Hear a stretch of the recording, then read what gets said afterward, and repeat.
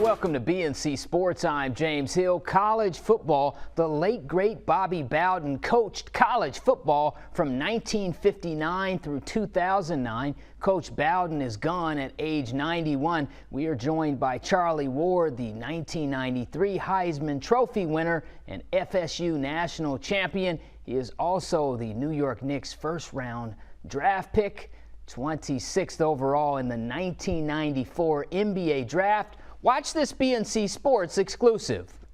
Hope you and the Ward family are safe. Can you describe Coach Bobby Bowden, the man of faith? I appreciate you having me, James. And Coach Bowden was definitely a man of faith, and he lived his life that way, and he wanted to make sure that everyone else lived their life that way. But he was a great ambassador for Jesus Christ. As a coach, and I was grateful that I had an opportunity to play for him. Can you share with us your days being recruited? Take us back to Coach B recruiting you, sir. Well, it kind of started with, Coach McDuffie, Wayne McDuffie, the late Wayne McDuffie, advocating for me to be recruited by Florida State. I was the first black quarterback to actually play, but I wasn't the first black quarterback that they recruited. All the other guys decided to switch their positions because either they didn't want to be patient and wait, or the coaches moved them to a different position because they felt like they could use them better at that position. Once I asked Coach, I wanted to play both basketball and football because he allowed Brad Johnson to play as well. And that's one of the reasons why I chose Florida State, was because he allowed Brad to play basketball and football.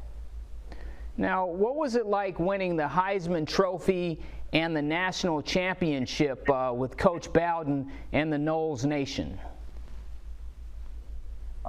Well, winning a national championship and winning the Heisman by itself, is a great feat. However, whenever you can do it with a legendary coach and your teammates that you had been with for 5+ years, it's always great when you can win as a unit.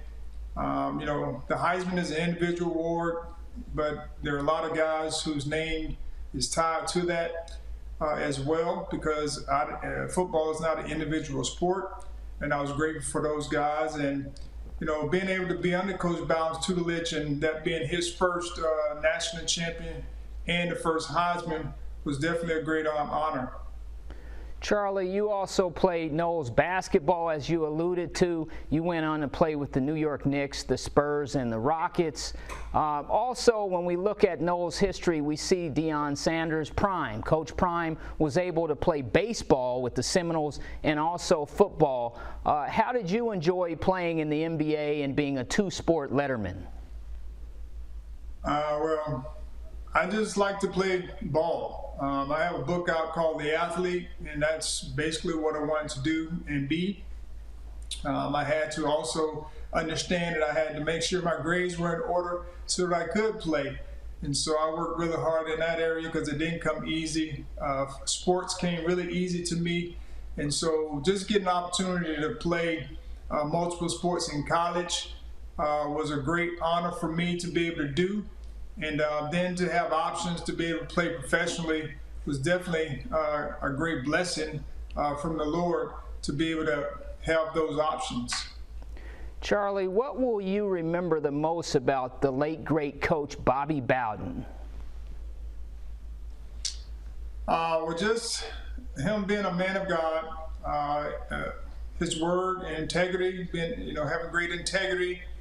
But also he's a great ambassador for Jesus Christ, and he wanted everyone to get saved. That was his ultimate goal. Whether it was a player, whether it was someone he learned, he actually saw in the streets. It really didn't matter.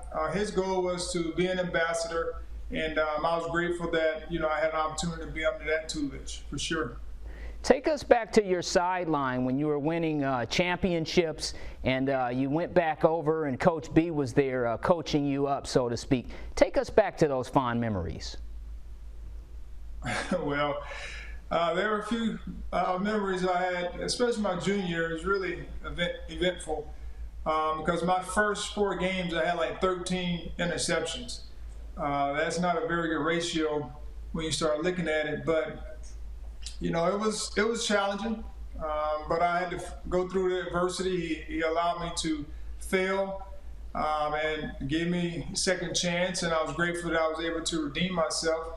But he also showed a lot of humility that year, because for the 3 years that I've been there, he was calling the offensive plays. But he chose to give Coach Brad Scott and Coach Mark Richt the play calling duties to try to find an offense that would be better suited for the athletes that we had. And so, you know, that showed great humility.